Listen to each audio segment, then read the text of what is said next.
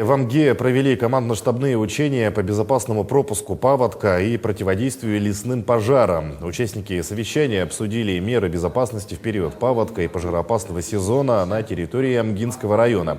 Утвердили порядок, состав сил и средств. Также провели учения по вводным заданиям ЧС, смотр сил и средств реагирования и патрулирования, осмотрели пункты временного размещения.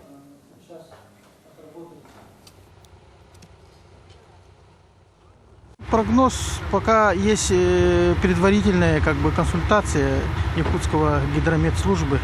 В соответствии с ним рассчитывается среднемноголетние значения, прогнозируются возможные заторные явления.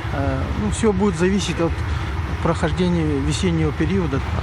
Проведение противопаводковых мероприятий, которые направлены на ослабление прочности льда методом зачернения. В этом году также данные мероприятия успешно были защищены на бюджетных проектировках, и в этом году они будут проводиться на реке Алдан, Амгань, Юя и Топка.